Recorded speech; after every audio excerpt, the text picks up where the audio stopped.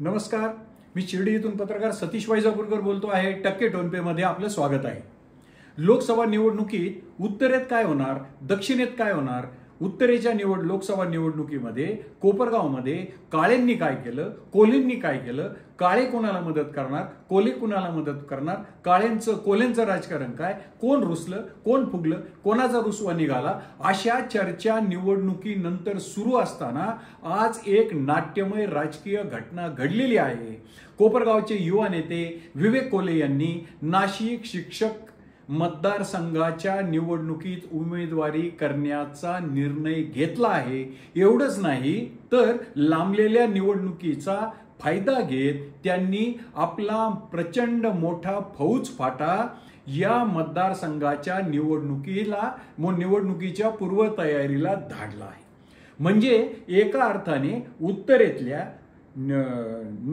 राजकारणाला नाट्यमय वळण मिळालेलं आहे.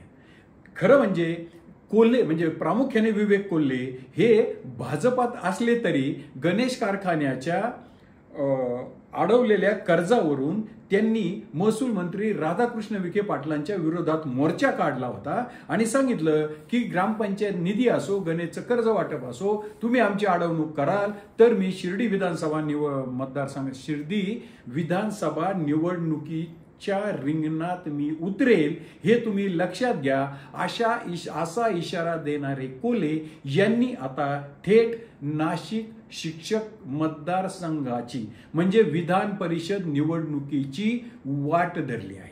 खरं म्हणजे कोल्हे हे सहकाराच्या राजकारणामध्ये म्हणजे कोल्हे परिवार हा सहकाराच्या राजकारणामध्ये माजी महसूल मंत्री बाळासाहेब थोरात यांच्या सोबत आहे आणि भाजपच्या राजकारणामध्ये देवेंद्र फडणवीस यांच्या निकटचा परिवार आहे. आता बघा, ते जसे थोरातांच्या निकटचे आहेत तर थोरातांनी संगमनेरमध्ये मामा भाचे हे मॉडेल विकसित केलं. मामा भाचे मॉडेल म्हणजे असं की भाचे अपक्ष आमदार झाले आणि मामा काँग्रेसचे दिग्गज नेते आहेत.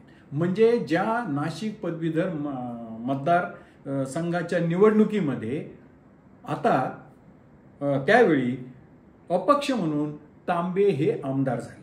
ते काँग्रेसकडून विजयी होऊ शकत होते तरी ते अपक्ष राहिले.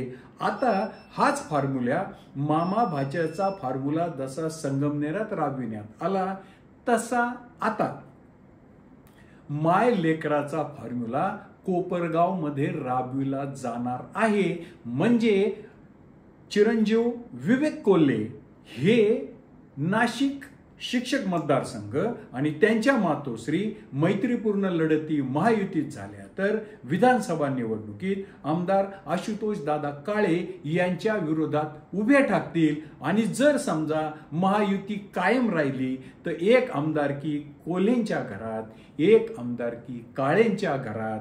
म्हणजे माझा झुला मला दे, तुझा झुला तुला, ही जी कवी घोडके यांची कविता आहे ती आज कोपरगावच्या राजकारणामध्ये अस्तित्वात आली आहे. योगायोग बघा, तांबे यांनी ज्यावेळेस अपक्ष उमेदवारी नाशिक पदवीधरमध्ये केली त्यामागेही फडणवीसांनी एका दगडात दोन पक्षी मारल्याचं बोललं जात होतं. आताही योगायोगाने देवेंद्रजी फडणवीस हे कोल्हे परिवाराच्या वस्तीवर आले आणि अपक्ष म्हणून विवेक कोल्हेंनी नाशिक पदवीधर मतदारसंघामध्ये हनुमान उडी घेतली आहे.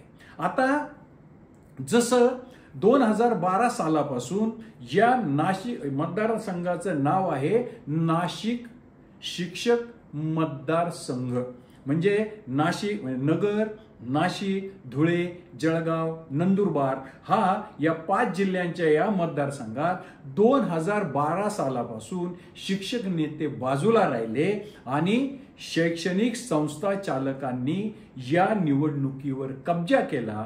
शैक्षणिक संस्था चालक असतील किंवा शुगर लॉबीतली दिग्गज नेते असतील, त्यांच्याकडे जर आमदारकी नसेल तर त्यांचं कामं होत नाहीत.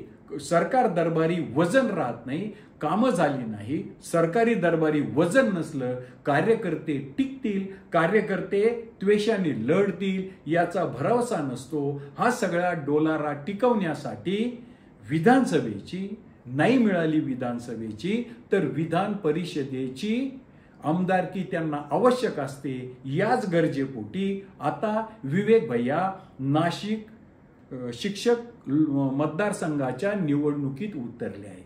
मी जसं मग सांगितलं 2012 सालापासून शिक्षक नेते बाजूला राहिले. संस्था चालकांनी या मतदारसंघावर कब्जा केला. 2012 साली इथून अपूर्व हिरे नाशिक जिल्ह्यातले त्यांनी पहिल्यांदा इथून विजय संपादन केला. त्यावेळेस पाकिट कल्चर पाकिट कल्चर हा शब्द माध्यमात खूप गाजला. 2018 साली येवल्याचे आमदार किशोर दराडे यांनी अवघ्या 15 दिवसामध्ये या मतदारसंघात विजय संपादन केला. त्या निवडणुकीमध्ये पैठणी कल्चर माध्यमातून हा शब्द गाजला, पैठणी कल्चर. आता 2024 साली आमदार किशोर दराडे विरुद्ध आमदार प्रतिस्पर्धी उमेदवार युवा नेते विवेक भैया कोल्हे अशी जर लढत झाली तर एक शैक्षणिक संस्थेचा चालक विरुद्ध एका शैक्षणिक संस्थेशी संबंधित असलेला युवा नेता प्लस शुगर लॉबीचा प्रतिनिधी अशी जोरदार लढत होईल. आता हे दोघेच उमेदवार या समोर असतील का हा भाग जरी भविष्यातला असला तरी ही लढत नक्की चुरशीची होईल. कोल्हे परिवाराचा रयत शिक्षण संस्थेशी नाशिक जिल्ह्याच्या म्हणजे निलिमाताई पवार या प्रदीर्घ काळ मराठा विद्या प्रसारक मंडळाच्या अध्यक्ष होत्या. पवार कुटुंबियाचा आणि मराठा विद्या प्रसारक मंडळाचा निकटचा संबंध राहिलेला आहे. हे जर सगळं लक्षात घेतलं आणि दराडेंकडे मागील निवडणुकीचा अनुभव आहे, अशी ही लढाई होणार आहे. या लढाईची घोषणा एका अर्थाने विवेक कोल्हेंनी आता केली आहे. एवढंच नव्हे, जे मगाशी मी सांगितलं त्याप्रमाणे आपला फौज फाटा देखील या निवडणुकीच्या रिंगणात उतरला आहे. या निवडणुकीला देखील अनेक पदर आहे. यामध्ये TDF म्हणजे ही माध्यमिक शिक्षकांची संघटना आहे, तिची भूमिका महत्वाची आहे. संस्था चालकांची भूमिका महत्वाची आहे.